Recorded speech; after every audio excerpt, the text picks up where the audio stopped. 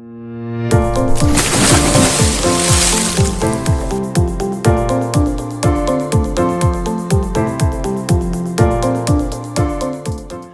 welcome to another episode of In the Tank with Fish. And, you know, I love doing this because it's not only do you guys get to meet somebody new, but even with people I know, you know, we find out, oh, I didn't know they had that in their life. And so today I have with me Ray Benish. Now, I started to say Pastor Ray Benish because he is a pastor, but he's a musician. I mean, he has a large list of skill set. But what we're going to talk about today might surprise you. You may not have known this about him. So let's get into it with Ray now. Hey, Ray, how you doing? Hey, Fish. How are you? Hey, do you like the way I introduced it? It's like, sure. Well, a lot of people don't know you were in the mafia. And so, you know, you're not supposed to say that. I'm in WITSEC. Now I have to move again. Witness protection, man. He's moving down the road. So I actually asked you to come on because in our area, I'm finding out people that are doing things that are right here in our area. And there's a lot of times we outsource or whatever you want to call it. We go looking, you know, go on the internet and find things everywhere when it's actually happening right here in our area. And I had run into a gal, and you know her. Now, I'm trying to forget her name, man. It's like Dan's going to shoot me. Yeah. Tanya. And I found out that Dan Flores' wife, Tanya, wrote children's books. I didn't know that. I mean, well, for one thing, I really didn't know Dan's wife. I knew Dan. And so I brought her on and interviewed her and went, that's just amazing, right? And I think I was telling you about it or something, and you said, I write children's books. And I'm like, what? Okay, let me get my head wrapped around this. Because I met you. We've been friends for, I don't even know how many years. It's been a long time now. And during the course of that friendship, I mean, we talk about all kinds of stuff. You know, you're a pastor. We talk about that. We talk about music. You are the official one that's going to inherit my favorite 6 vinyl albums if I die. But we never really talked about that. Now, I knew that you just have a love for kids. You and your wife have had foster children. I don't know exactly how that works, but you've had that. You've adopted kids. I tried to get you guys to adopt me, and Deb said, no, he'd eat too much. I'd rather get a dog, not a fish. We're going to go for the dog, right? And but I just wanted to talk to you about that. How did that happen? Have you always just had compassion on kids and a care for them? Leading up to now you're writing children's books. Yeah, the kid thing, I don't know. Because I'm an only child. And so my wife has 4 brothers. So when we got married, she said, I want 5 kids. And I said, I want 1 kid. And now we have 6 kids. Well, we added her 5 plus my 1. I wasn't clear, and they ended up getting added together. Yeah, you didn't well define that, did you? Yeah, you need to clarify more. Now we have 6. So yeah, I don't know. And then 3 of those are biological, 2 adopted, 1 we have custody of. We ended up doing foster care. I don't know, 5 or 6. I was a youth pastor at the time, and one of the girls in youth group didn't have anywhere to go. She was just flopping on like friends' couches. Wow. And so we told her, we got in it accidentally. We were just like, you know, you come stay with us if you don't have anywhere to go. And so she stayed with us, and then we ended up with her for a long time. And then we just, I don't know, somehow got into foster care, and we've had 57 kids come through the house. Wow. And then, like I said, adopted 2 of those, custody of 1. And then, so yeah, it was, we did our last one was one that we were supposed to have for just a short time, just a couple of months. She came home with a feeding tube, had a feeding tube for like a year and a half almost had a feeding tube. And so we had her for a couple of years, and our friend adopted her. And then, which was awesome because we still get to see her, and she got to bring her into her family. And that happened with the girl we had before also. We were only supposed to have her for a couple of months, had her for a couple of years. Some friends of ours adopted her. So we still get to see them all the time. Actually, the one little girl we have custody of and the one little girl that got adopted, they're best friends. So they hang out all the time and have sleepovers and stuff. And so, yeah, so it's weird. I don't know how it happened. I don't even know necessarily why it happened. It just happened. And it just, because there's some real struggles in the foster care system because kids come to you and they're broken. I mean, they're having a hard time. Yeah. So we had one kid, they just handed us a huge box of medicine and said his parent has been giving him methadone for 11 years, unbeknownst to anybody. So he's addicted. So you have to get him. And we were like, what? We don't know how to do that. And so we had to get him off of methadone. Wow. We had to detox this kid, and it was really hard. It was really hard. How old was he? Like 10 or 11. Oh, so he was, yeah. So it was real hard. And so it was. So really all his life. Yeah. So all his life. Yeah. His mom had like Munchausen system, whatever that is, Munchausen, whatever. And so she would, I think that's what it's called. And so she just wanted to keep him sick so she could take care of him. Oh. Yeah. So it was rough. So we've had some difficult times and we've had some awesome times. So yeah. So you talk about being, well, I'm an only child. You really would think you'd be okay with one, which incidentally, if you have 7, that's a number of completeness. So you can have one more. Don't tell me that. If you have 8, Ray, it's new beginnings, which means you can go to another 7. Don't tell me that. So at what point though, because you can just tell, not just having, foster kids and adoption, you have a genuine love for children. And I don't know how I did not know you were a youth pastor. I just thought you were a pastor. I was a youth pastor for like 15 years. Well, I can see, now I know Deb would agree with me. There are portions of you that have not and will not grow up. No, and so, like 80% of me. So that might be your ability to relate to kids, right? Because that's in. So at what point, though, did it go? Now, I don't know how else to put this. Sometimes the jobs we have, right? So if you were a paid youth pastor, it was a job. You were getting a paycheck to do that, but it had to have gone beyond that because normally you just wouldn't think, well, I had the job, and so that created the passion. Mm-hmm. But somewhere it became about little kids, and the reason I want to touch on that is because that's really who your books are designed for. Look, this is for little guys. This is what they need to know, right? And I remember we were in my office and you read me part of one, and it's like Dr. Seuss on steroids. It's really good. Whoa, that's good stuff right there. So what caused that transition, Ray? What made you think it's not enough to just bring kids in my home because I can't bring every kid in my home? When did it switch to thinking I've got to do something to reach more kids? I've been writing books forever. We lived in Nashville for 12 years. And so when we were in Nashville, it just sort of showed up one day. I don't know. I was sitting there and I just started writing something, and it was just a kid's book, and I still have it because I have like 25 done and I'm working on 15 right now. So, but I think one of the first ones was called like Smelly Stanley Stinkenstein, and it's about this kid who just won't take a bath. And so I know that kid. I am that kid. He went to the military with me. I am that kid. And so I had him forever, and I took him to a publisher, and they said it was a Christian publisher, and they said they loved him, but they weren't Christian enough.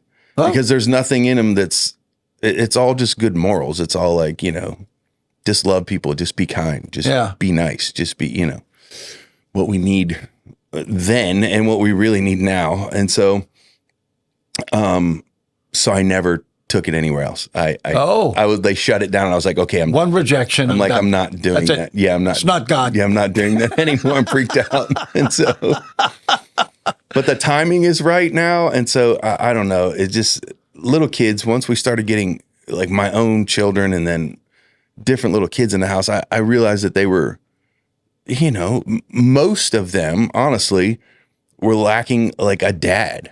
Like, even if it was like the dad wasn't even there, wasn't even present at all. And so that's why we this time just started we started our YouTube channel and our thing, and it's called Hey Hey Daddy Ray. Hey Hey Daddy Ray. This is Hey Hey Daddy Ray, and this is the book we're reading today. If you give a moose a muffin. And it's just, I just want kids to know that they're loved and they're seen. Because that's important to me, because I feel like all the little kids we had, they felt like they were just kind of throwaways. Yeah, yeah. And so I want kids to feel like somebody loves them, somebody sees them, and that's a father figure. Because moms are awesome, and I love moms, and I love my wife, and she's fantastic, and I couldn't do it without her. But like I said, I feel like there's an epidemic of not having fathers in kids' lives. And so I want them to see that a daddy cares for them. There has been a number of prominent psychologists and people that keep statistics in that have said that is the biggest problem in America is the lack of fathers, and that influence that the father brings to the table. And that even within our society, there has been actually almost a pushing away of that father, and now we're living with the results, right? You can't favor one. It'd be like saying they don't need mothers, right? And it's like the kids are designed where they need both male and female influence because they both bring something else to the table. And I appreciate what you said about kids. Yes, they need to know they're loved, but they also need to know they're seen, right? And man, I have done a ton of counseling with adults. And Ray, I can tell you, there are adults that fit in that category. They don't think they're seen. They don't think that who they are matters. And all that is, attributed to love. I'm wondering if maybe your Hey Hey Daddy Ray shouldn't also have a second series, same words, same everything, but the adult version. My wife teaches middle school. You can be, hey, Grandpa Ray. That's right. My wife teaches middle school, and when I walk into her class, all the kids go, hey, Daddy Ray, we subscribed. We subscribed. Can I get a hat? Because I have hats that say, hey, Daddy Ray on them when I do my videos and stuff. And so can people access the ones you've done? Let's back up just a little bit. So you are not currently doing the ones you've written, but the character Hey Daddy Ray is reading other people's books at this time, right? That people can access on YouTube or yes. Yeah, we started at the beginning of December, and it's doing pretty well. It took off pretty well so far, and I'm doing read alouds because before my wife was a middle school teacher this year, she taught first grade for 2 years, and so teachers in kindergarten, first, second, pre-K, they do read alouds. So they put them on YouTube, and then they talk through the questions. And she said, "Can you please start doing read alouds for my class, like on video?" Because the ones we're finding, we're not huge fans of. Can you do that? And so we sort of stumbled into that on accident. Like I never even had thought about that. And then we ended up doing it, and it's kind of taken off. Like I said, it's only been a little over a month. And so I think we have, 80,000 views or something so far on all our videos, and we drop them on Mondays. We drop the read alouds, and then Thursday I do a lesson video. That's just me, and then another shot of me, but the goofball me. So I'm like a little kid version of me, just being fun and goofy. And so we did that. And then when we get to a certain amount of subscribers, because we don't have a ton of subscribers yet, we have decent amount of, like I said, we've only been up a month. But when we get to a certain amount of subscribers, then we're going to start doing my books. So how many have you done? There are other people's books, but how many of those have you done? I think I've recorded 60. So I think I have a year's worth. 60 of them? Mm-hmm. Yeah. You're a madman. We did it in 3 sessions too. So did it in here? Yeah, I did it in here. I do like 20 books per time. So let me get this right. You can sneak in here at night because you have a key. Yes. And do the books. Yes. But you can't go in the other room and do music. I'm just going to out him, okay? Guys, I'm telling you, this guy, he has a real sense of, hang on, I turned my phone off, but it's ringing in my ear. So he has a real sense of music and has a very eclectic style. So I told him, come and do a program in the evening, whatever, just come on and do it. You got a key. And he said, I'd love to do that. And that was 27 years ago, which is interesting since the station's only been up for 9. But anyway, so that's another story. So where did you get the materials for the books? I mean, did you and your wife just pick out these books? Let's do these. And in that, what was your kind of criteria? What kinds of books did you want to do a read aloud of? We kind of did it. A lot of the books are books that I just like.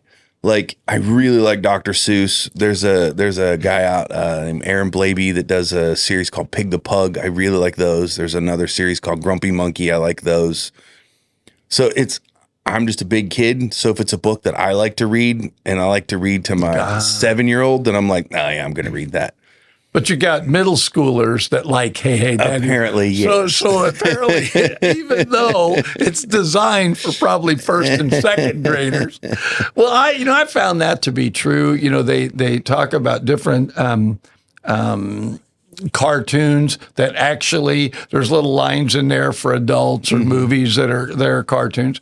And I do think when it comes to, if it's just fluff and doesn't say anything, I honestly think, well, you could say, well, the little kids like it for color and they like it.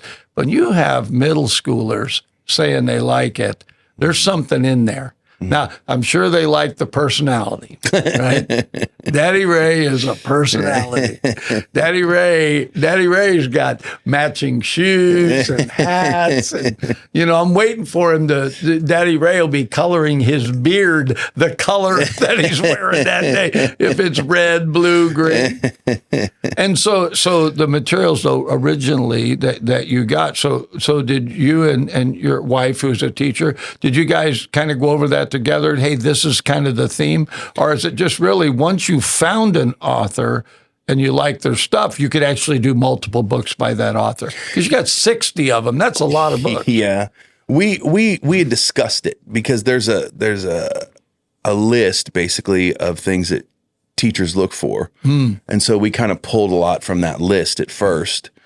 And then again, it was just things that I like. And so I really like, well, that makes a difference. Reading little kids' books to my little kids. And so, that was the thing. Growing up, again, as an only child, I remember we lived in like a single wide trailer until I was 13. And I remember my daddy would sit outside my bedroom door. We would sit in the hall and he would just sit there and he would read to me every night. He would read me a story every night. And so that really just inspired me and really that fed into what I feel like my life has become now. It's like that's a big part of it. Where did you grow up, Ray? I grew up in Ohio, right across the river from West Virginia. Like you could see West Virginia from my house, like the river. I live right, like you could see the river, the Ohio River. And so, yeah, I was there until I was 17 or 18. Then I moved to Indiana, went to college, moved to Alabama for a while, moved back to Indiana, back to Ohio, then we moved to Nashville, and then we moved to California, and we've been in California since 2005, I think. Yeah, I was going to say you've been here for a long while, time. so they can get access to the YouTube channel that you have that has readings, and then, like you said, they can get the book reading and then get the questions, right? Because they're coming out, right, to help. They all have questions at the end. We put discussion questions at the end of every video. So even the lesson video has a few questions. So you have to pause it because they go by quick because you didn't want to let them on there forever. Yeah. But you pause the question and then discuss it with, your kid or whoever you're talking to, or your child or whatever. And then, so for teachers and parents, there are discussion questions on the end of every book, read aloud, and every lesson video.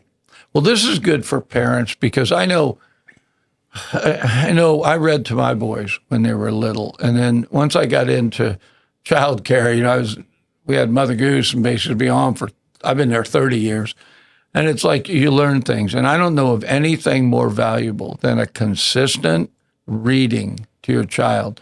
And then we found that parents that read to the child on a regular basis, the child would begin to see words because they'd go. A lot of times kids want to read the same book over and over and over again. And so then pretty soon they're called sight words. They see it, they know what that word is. And so we know how valuable that is. Well, for a parent to take one of these book readings, how long is the average time it takes for you to do the reading and the questions? It depends. I'd say the average video the book is 3 to 4 minutes usually. Some of them, we just dropped the Lorax, and the Lorax is like 15 minutes. That's a long book. Okay. So some of them are long, but most of them are shorter. So, you can just go through them and let the kids watch them, and all the pages are up. So I go through and we scan. That is the most brutal part of it, is scanning all the books. And then I'm really particular about things like how they look. So then I Photoshop the pages together and make sure they all look right, make sure the color's right. And there's a new AI on Photoshop, and it's called generative fill. So it'll fill in things around where there's not. And so I go around and fill in the book so the pages look real nice. Yeah. So that's a lot of work. And it's not even my book. So I just want to be respectful to the authors and the illustrators. And so when people see those, when the kids see those, I want it to look good. I want the words to, be able to follow along with the words really well. So you've authored your own book. Now, do you have somebody that's going to edit it? And then do you have an illustrator? We haven't gotten really that far yet. I started to illustrate my own with AI. Because you can go into AI and tell it what to do, and keep sort of close enough to the same character that it looks like a through line through the book. But then I don't know how it shook out yet when this comes out, if it's done or if they're still working on it. But I know it was in Congress to see if you could copyright AI stuff. Yeah, this whole AI is going to change the rules around the board because they can. Yeah. I was talking to somebody who they were doing the AI of a musician, and I wish I could remember which one it was, but they were down watching them do the studio thing that they do to get the movements of him and the whole thing. And it's like, at what point then? I mean, with AI, I've heard they could take all John Wayne's voice. John Wayne has passed away years ago, right? But he did all those Westerns, and they could literally do John Wayne in a new movie. Oh, for sure. Because everything's there. Yeah. And I remember clear back when the big deal was they got a lot of things in CG right, but they couldn't get hair right. And then that movie, Monsters, Inc., the hair on the monster Sully, the way it moves, they finally said, we got it. We can make this happen. So it's just continued to advance. But now the fact that, hey, Daddy Ray could be, hey, Daddy AI. Oh, 100%. 100%. At some point, they're not going to need me at all. So once you get yours out, and then people can go on YouTube, right? Because you'll have a channel that's, hey, Daddy Ray. So how I just got to say this, how is it monetized? when you do something like that, like I was talking to Tanya Flores, right? And, she has literal books, and I'm sure you're going to have literal books. It's not just going to be on YouTube, so somebody can get a book. I mean, when you're going to sit down and read with your kid, you really want the book, right? And so you've got to make those available. But is there a way to monetize all the stuff you put on YouTube? I don't know. I'm not in charge of that. I'm the creative person. I show up and do what they tell me to do. So I have somebody that's looking into all that right now. How do you do that? Yeah, it's actually my son-in-law. He's really good at it. And so it's Trevor. But he just has a list of things. He's like, okay, here. I'm like, I don't know anything about the business stuff. I don't know anything about the money stuff. You tell me where to show up, what books to write, and when you need them by, and what videos you need by a certain time, and I can make that stuff happen. Like, I can make the creative stuff happen. So he's working on all that. I know the read alouds because the book isn't our content. No, it's somebody else. Yeah, so I don't know how that works, but the lesson videos we can, and then when my stuff comes out, I can. So right now, it's just sort of laying the groundwork for Hey, Daddy Ray, because we want to get into schools. Like, I want to speak to teachers. Another friend of mine, Trent, actually, said, man, you could really take this to schools and talk to teachers about SEL stuff, social emotional learning, and they would bring you in to talk about, hey, what does this look like? How do these kids, relate to this, and how do we make that happen? And so we want to do that, and we want to start writing companion songs to my books. So, because I started doing that years ago, we have some songs and stuff, and just sort of going around to schools, going around to kids. And I don't know, I really like seeing kids in person. I like that. And so, like I said, I felt like years ago, I wanted to be a rock star. I just wanted to be in front of big crowds of people, and that was kind of my headspace. And so that was always back there. And I was like, oh, I just need to whatever. And now I feel like that's completely changed. Well, yeah, because you don't want to come out of your room. That's true. I am an introvert. So I don't know how you... Hey, Daddy Ray's an introvert. And so you never know it. I saw my videos. True. But yeah, now I feel like I want to be in front of crowds of little kids. I just want them, again, I want them to feel important. I want them to feel loved. I want them to feel seen. Like somebody sees them. I'm going to jump back to a statement that you made when you first took your books to a publisher, and because you're a Christian, you went to a Christian publisher, right? And they said they weren't Christian enough. And I'm having a little bit of difficulty cycling through that, because I'm not sure what that means. Because when you say, I want children to feel like they're loved and they're seen, and I look at the Bible, and the disciples said, who's going to be the greatest? And he grabs a little kid and puts him in front of him and said, lest you become as this little child, right?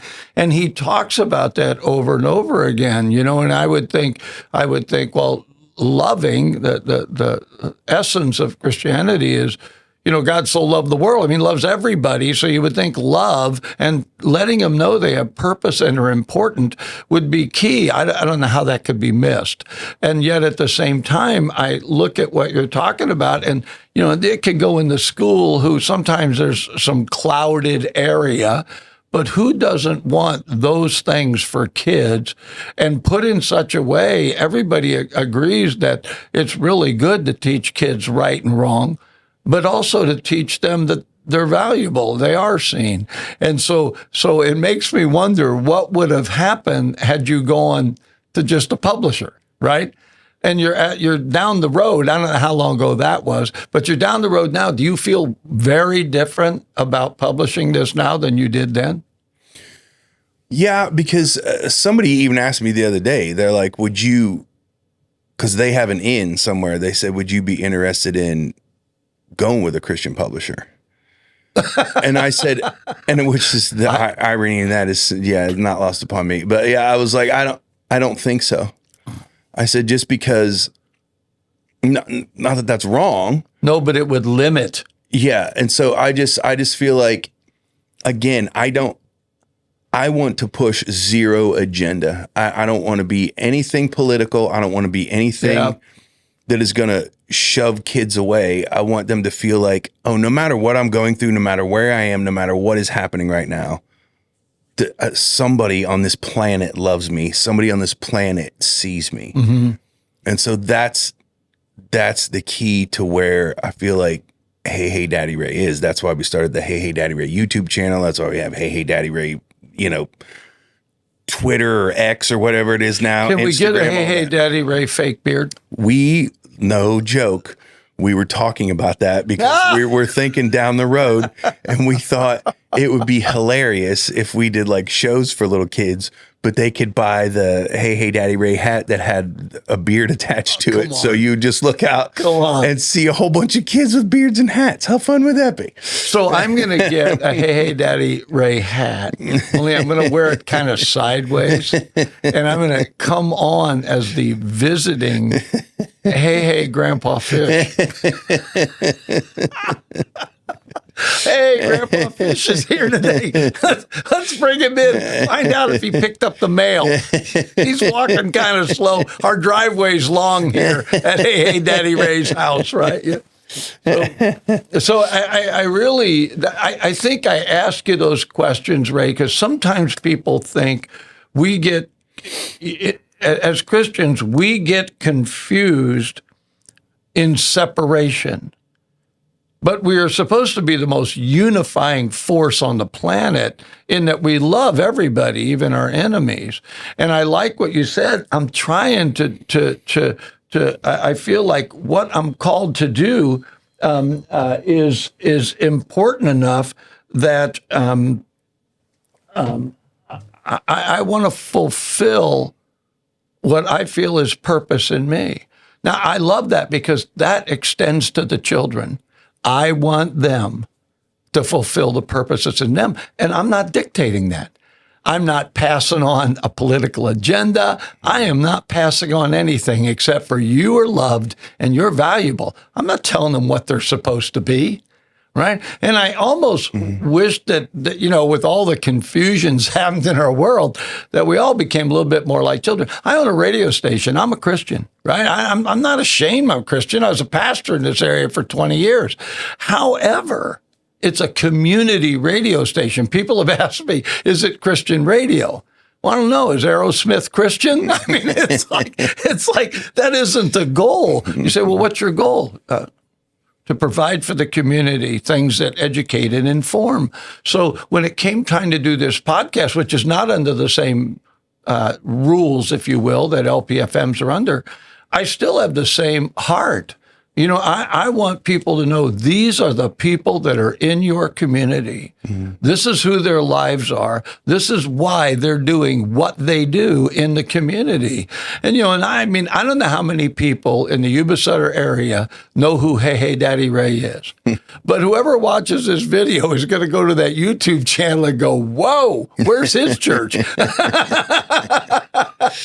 You don't preach as Hey Hey Daddy Ray, I'm assuming, but you might want to think about it. I am a goofy character, so whatever. So now, once you have finished these, and you start your own series, so you're saying you have 60 of these. Are you just planning on doing an endless series as long as the creative juices are there? You're just going to keep doing Hey Hey Daddy Ray? Or do you see Hey Hey Daddy Ray moving beyond reading books, writing and reading books? Because you're very creative. You've already said, I'm writing songs. I just want to know, when does the Hey Hey Daddy Ray movie come out? and who's going to play Grandpa Fish? I'm just trying to figure this out. I need to know because I want to get my contract written. We are thinking definitely past read louds, definitely past my own stuff, past music, into like touring with it. Oh, that would be fun. So, that would be fun. You did tell me that you walked into a classroom and a little kid grabbed hold of you. That might be one of the most exciting things that's ever happened to me in my life. It was so fun. It was not too long ago, a mom and her little like 3-4-year-old maybe came in and the mom said, "Do you know who that is?" And I wasn't wearing a hat because usually I wear a hat in my videos. I wear my Hey Hey Daddy Ray hats. And she looked at me and you could see she kind of recognized me.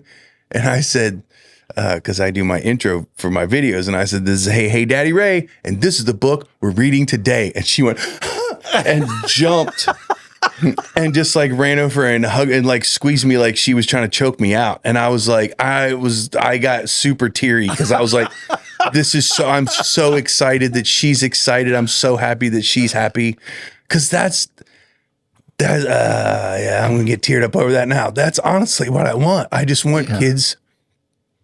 I just want kids to feel that love. I just want them to feel loved. And so if I can do that by, reading in a goofy voice or being a goofy character, and they can feel like they connected with that person and they see that person in real life, I know it's goofy and it's not about me. I just want to make sure people know it's not about me, because it's not. I just want to, at some point in my life, get on an airplane and little kids be like, "It's Daddy Ray." Yeah, and I you just want to sit next and to I just want to talk your to him. lap I just want to talk to him. So that's going to be my problem. I'm going to want to meet individual kids all the time. Well, I could see where the thing about YouTube or the way the internet as a whole works is who you are and what you do extends beyond your geographical area you live. It just does, right? I found out people, because we have 93 Qs online, and I was amazed to find out people are listening to it all over, right? And it's like, why would they want to listen to local stuff here, right? But I mean, who knows, right? Maybe it feels like home to them, or maybe this was their home, right? But I could see where when something hits with child, my grandson, my youngest grandson, started watching this program Blippy. And honestly, I'm watching it going, I can do about 2 seconds of Blippy, right? And, but I got it, because I work with children. They like the animation. They like the excitement. They can feed on that, and you can get a message across. And I found out that this guy was in the military, and he'd started doing this, and it ended up as a program. And you go back and you look at his first ones, they're a little cheesy, but as he progressed, somehow it was monetized. Mm-hmm. And man, he got money, he traveled, he did things. He had a friend that was in the military with him, I think, is what the story was. But anyway, the guy played guitar, started writing songs for it. So as you're telling me, I'm thinking, Daddy Ray's the next Blippy. And it's like, but that's it. Kids make a connection, and that connection does something to help them better understand that they are loved. Mm-hmm. They are seen. I remember years ago, they had a thing called Romper Room. I remember Romper Room. All right. And so the lady, and Miss Sally, whatever her name was, she would hold up this. And you waited every week for her to accidentally call your name, because she was just calling random names. I see Kevin and Susie, and like, oh, please say Ray, please say Ray, please say Ray. That's it. I remember. And so there's that connection. You think about, how did these different people that did children's stuff make that connection? Obviously, Mr. Rogers is a big one. And you and I had a little bit of a conversation about that. Mr. Rogers was very neutral. His whole thing was, you adults can fight it out, but these kids, right? I'm here for them. Mm-hmm. You guys can do whatever, but I'm here for them. And I think about that, Captain Kangaroo, all these ones. Well, the new ones like Blippy and the ones that have come out, and I forget what he watches now. I mean, it's always something different, right? But you're wondering as an adult, right, whether you sit on either side of the political side, right? You do wonder, if my child is watching that, what are they getting from it? And I don't know of anybody that doesn't want their child to know they're loved and seen, mm-hmm. right? And so regardless of the agenda, parents, you can teach them whatever else you want. I want to teach them this. And so of the 25 or whatever you have books written, how many of them have a little moral message in them to help the child No, kind of like that's you in there. That's you. You could be this guy. Like you said, Mr. Stinky, or whatever he was, right? How many are all of them things like that they can identify with at their age? They're not adult, right? So how many of them do you feel like do that? I would say all of them. All of them have a moral lesson in them. Like, be kind, share.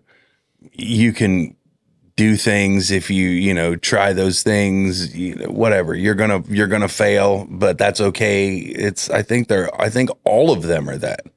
I even have one I wrote not too long ago, and it's on depression. And so, boy, I tell you, there's a lot of people would like to get a hold of that now. That's a big issue, is suicide. Yeah, and it's a top mark. And when everybody got isolated through that whole COVID. There were some things that came out of that they didn't anticipate. Mm-hmm. People being isolated, not in school, and man, depression has hit a new high, and that's adults, children across the board. So man, that one you might want to move that one up the list, Yeah. Yeah. And you were talking about, 93Q going out in different places. You can look at the analytics on YouTube to where you're like, mm-hmm. who's watching your channel.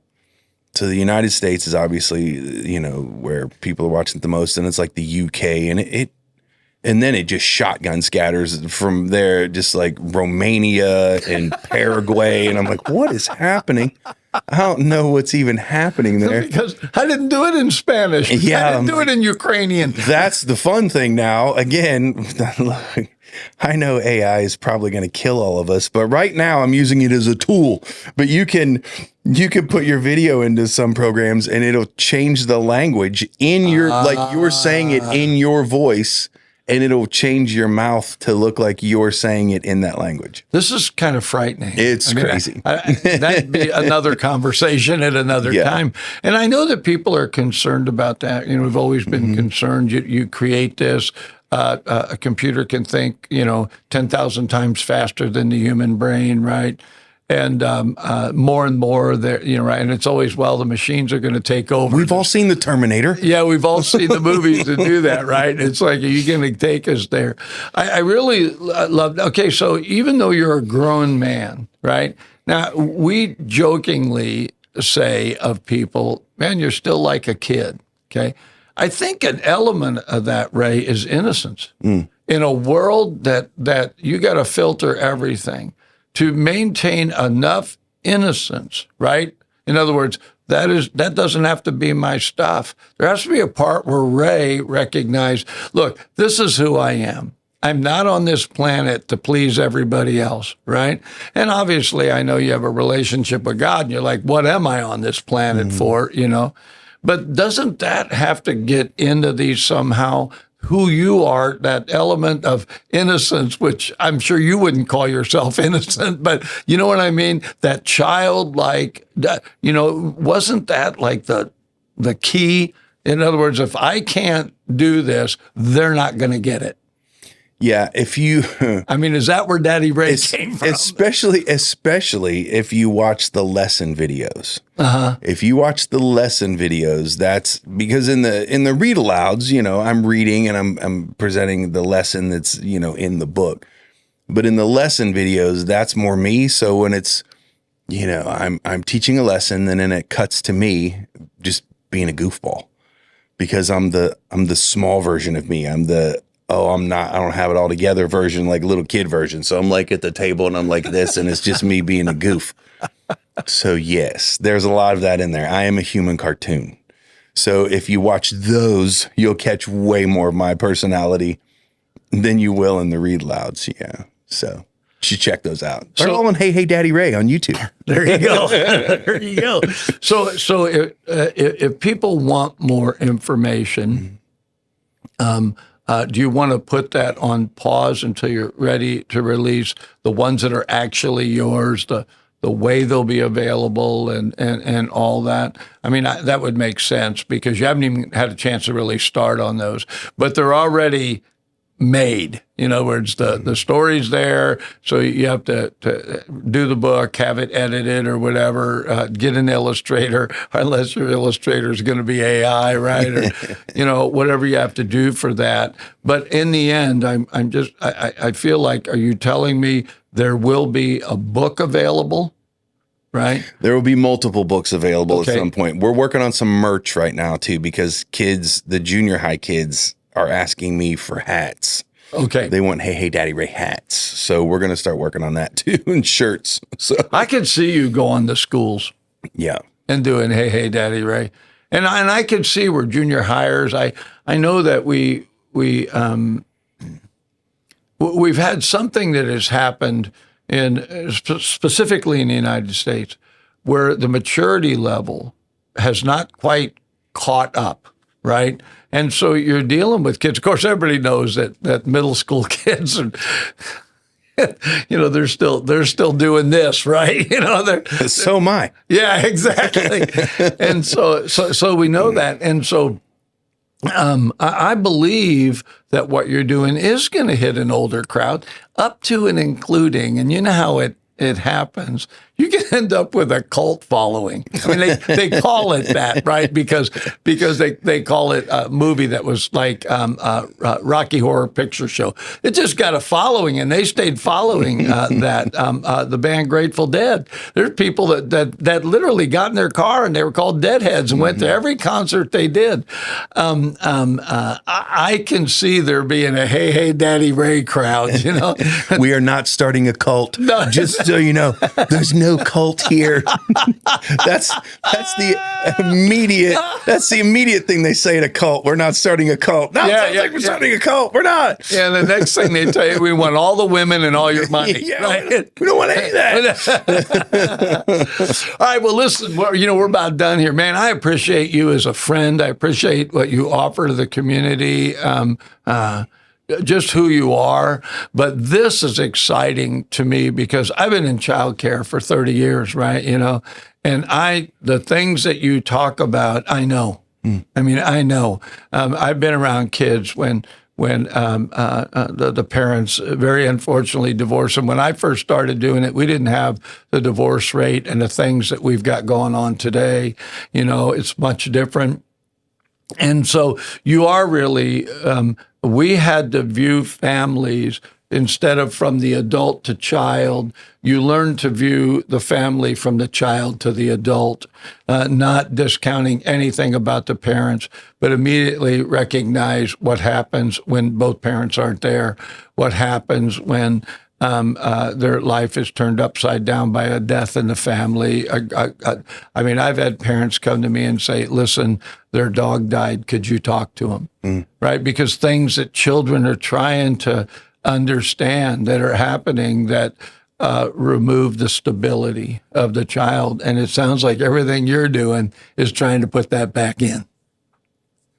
Yeah. Exactly right. So yeah, like I said, if we can make kids just feel important, like again, I know I've ad nauseum, I'm going to say this because it is our tagline, but it is what we feel like it's what it's supposed to be is kids are loved and kids are seen. We want them to feel that because even though if they feel love, sometimes they don't feel seen. It's like, okay, shut your mouth and stand over there. The grown-ups are talking. Yeah. And so it's like, okay, I see you. I see you. Yeah. So that's important to us. So how can they find out more information right now about Hey Daddy Ray? How can they get at least an access point that will tell them what's coming? Hey Daddy Ray on YouTube. Look that up. Subscribe, like our channel. HeyDaddyRay.com. HeyDaddyRay at Gmail if you have any questions. Hey Daddy Ray on Instagram. Hey Daddy Ray on X. Hey Daddy Ray on TikTok. We have all that. We haven't posted on some of those yet because this thing's, like I said, it's a month old. So some of that stuff, but YouTube has a decent amount of content. So that's where we're trying to push people right now. So Hey Daddy Ray on YouTube. Subscribe and like. Subscribe and like. Hit that red button. Well, listen, thanks for coming on, Ray. And we're going to have you back on at some point with this In the Tank with Fish. I have talked to two other local. We mentioned one, Tanya Flores, and then there's another one as well. I'm going to have all three of these on the air at the same time, and we're going to talk about children in our area, how to reach them, just kinds of things that parents would want to know. Again, thanks for tuning in. I'd tell you to like and subscribe, but I don't even know if that happens on these, but we are on YouTube on the 93Q TV channel. I'm not familiar with that stuff. I don't know how to do that. It's like, hey, yeah, like me. I got to start a fish channel. Just like me. I want to be seen and loved. Anyway, thanks for tuning in. I try to do these every Friday and bring somebody in and just a little bit more. You can know this is what's going on in our neighborhood. Thanks again.